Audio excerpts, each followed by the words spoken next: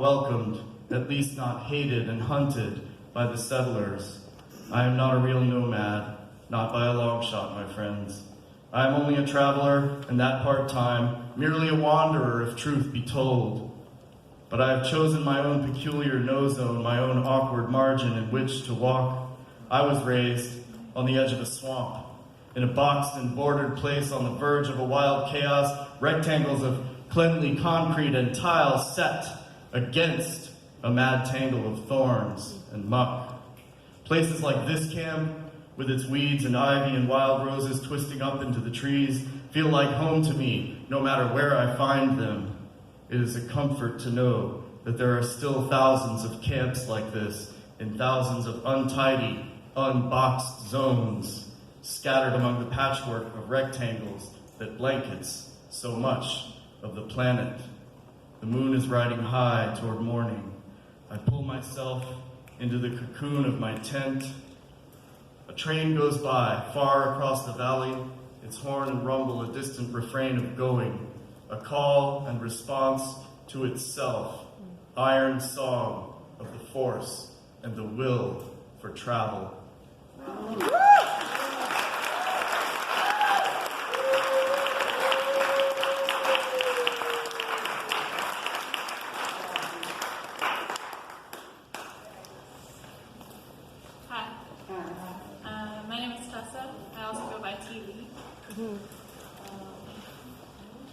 This is a poem for anyone who feels like they're drowning. It's called The Healing Properties of Salt Water. It comes in waves. It ebbs and flows. It can be still and calm one moment and the roughest seas the next. It is never constant, as am I. I am dynamic. I am the sea and her waves. I am calm and still, then suddenly up in arms. I go high and I go low, up, down, down, splash.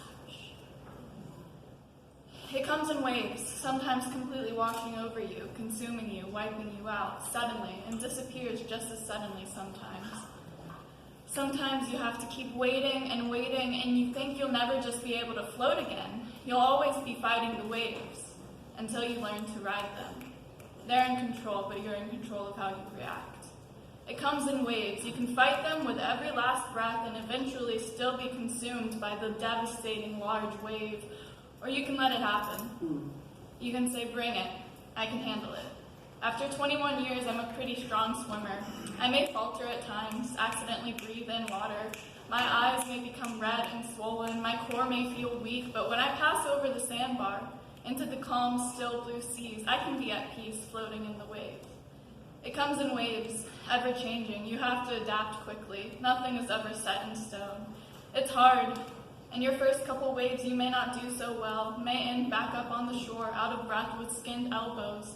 But you'll go back in, and you'll learn, and you'll get better. And one day, when the big waves come and threaten to drown you, you'll be prepared to dive right under it all and come out of the other side, unfazed, relishing in the beauty of it all.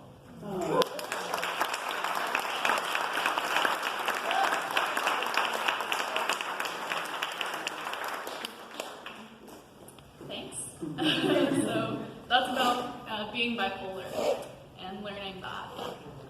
That's been a good struggle, but I've come out the other side.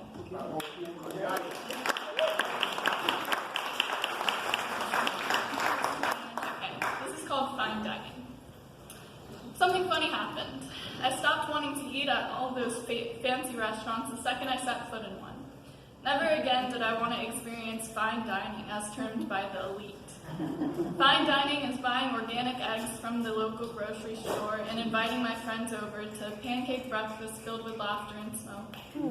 Fine dining is eating sushi in a bento box with my lover in bed beside me. Fine dining is that well-known hole in the wall that gives back to their community. Fine dining is my mother asking me for feedback on her pot of chili and me, with a full belly, exclaiming in its goodness. Fine dining is when the cashier at Grandy's gave us that side of mashed potatoes for free when my mama didn't have enough quarters. Fine dining is meals prepared in advance by strangers to put in the stove when we were hungry between hospital visits. Fine dining for me will never be sitting in uncomfortable clothes in a place that doesn't belong to me. And I don't want to belong in it. The world of fine dining, the chatter of corporate shills, the sommelier, the ma'am and sir, the respectability politics telling me to be classy. When I eat overpriced fish, I would rather eat at a beaten-down seafood place on the Atlantic. So I'm fine dining elsewhere, where I am wanted and where I belong, where I feel full even before the meal.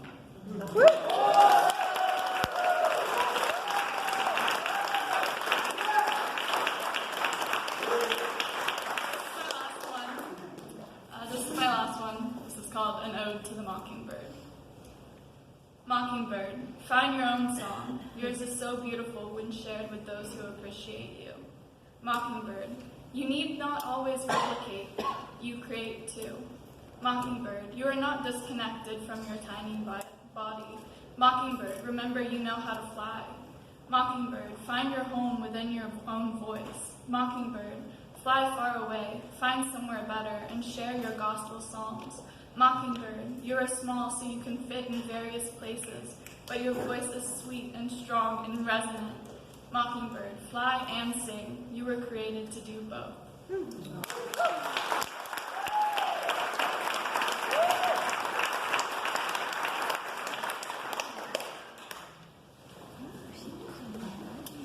We're racing. Go ahead.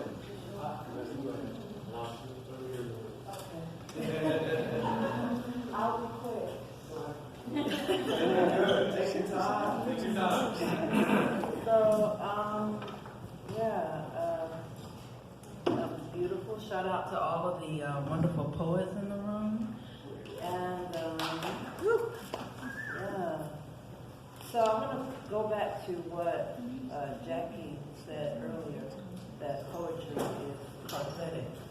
And I think there's a few poets in the room that know to understand that poetry is prophetic.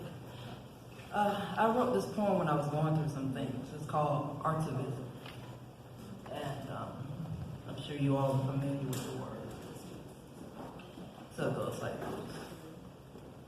this. Is it now that I speak to stop the screaming, crying, screeching, shouting that goes on in my head from the ancestors who have long gone?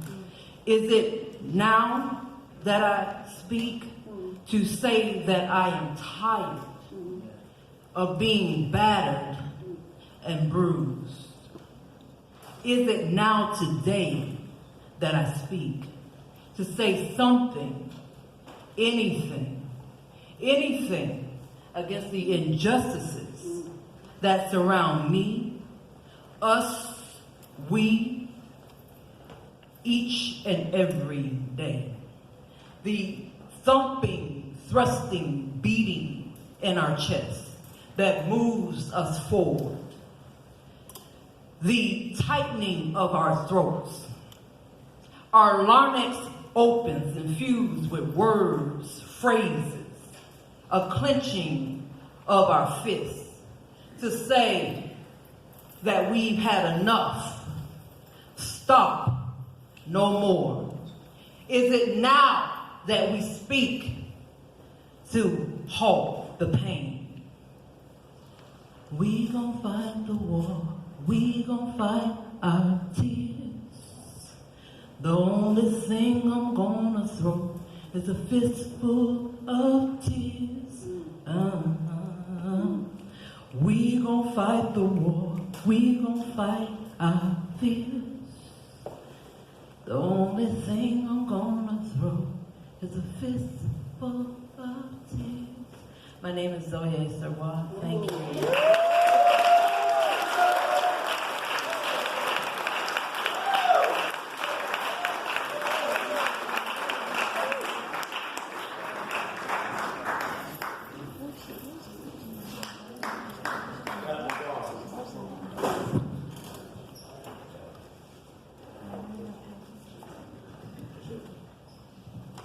Hello, everybody.